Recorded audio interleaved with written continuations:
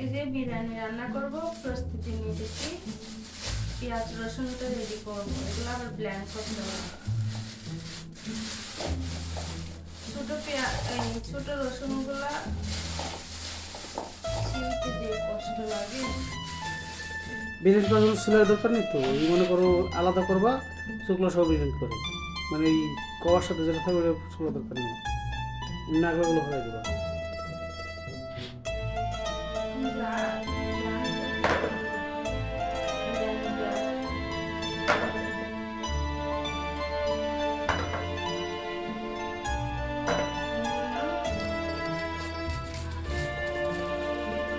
নেওয়ার পরে পরিমাণ মতো দিয়ে দেবো, বুঝছো?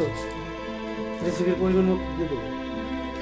পেঁয়াজ একটু বেশি নেবে, বুঝতে ভালো লাগবে না, বড় বড় বলো না, বড় বড় বলো,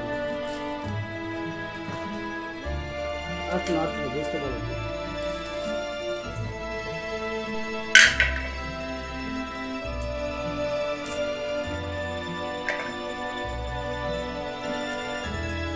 তার উপরে ওই যে সুপার এক্সট্রা ওই যে যেটা আগলা হয় পুরো সোনার দরকার।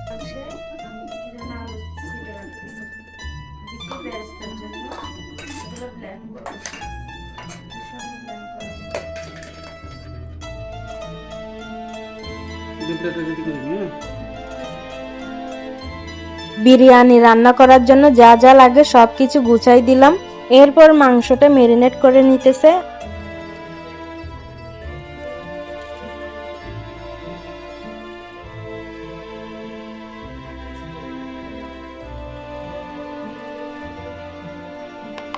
কম কম দিলে কোনো ভালোই হবে না, ওখানে চালও দেওয়া লাগবে মনে রাখবেন। কয় কেজি? তারপরে এগুলো তো দিতে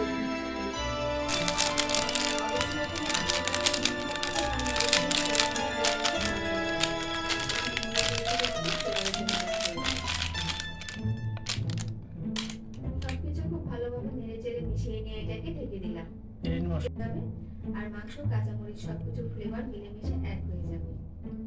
প্রায় 15 মিনিট পর আমাদের বিরিয়ানি রান্না একদম কমপ্লিট।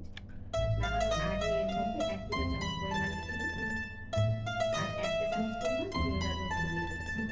এর ফলে বিরিয়ানির মধ্যে একটা শাহি ফ্লেভার অ্যাড হবে। উল্টে পাল্টে এগুলোকে একটু মিশিয়ে নিচ্ছি। দেখুন বিরিয়ানিটা কিন্তু একদম ঝরঝরে হয়েছে।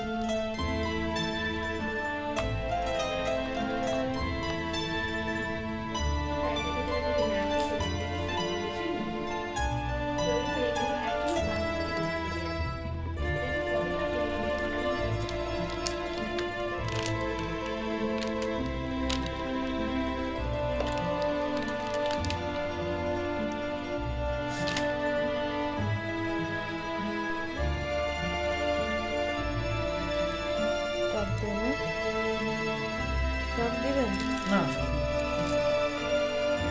এগুলো কি?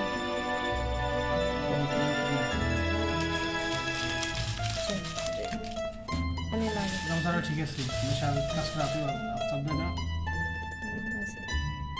ভালো বুক রাখবেন।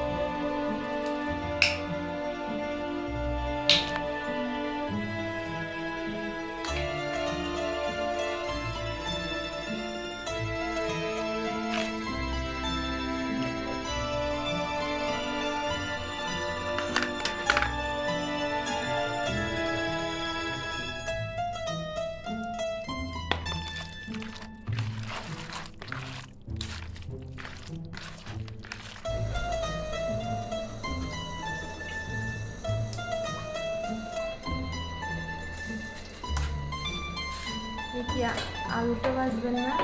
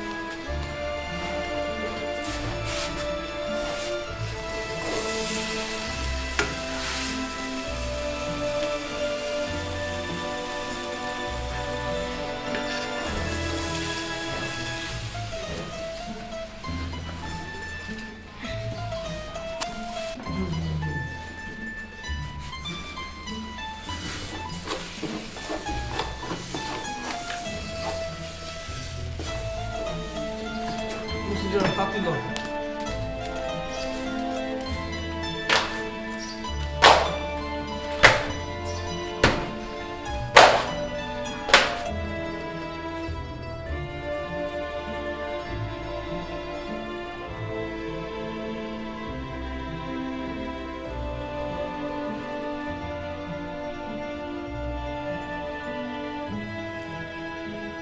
আপনাদের ভাইয়ার হাতের বিরিয়ানি রান্না কেমন লাগলো অবশ্যই কমেন্ট করে জানাবেন।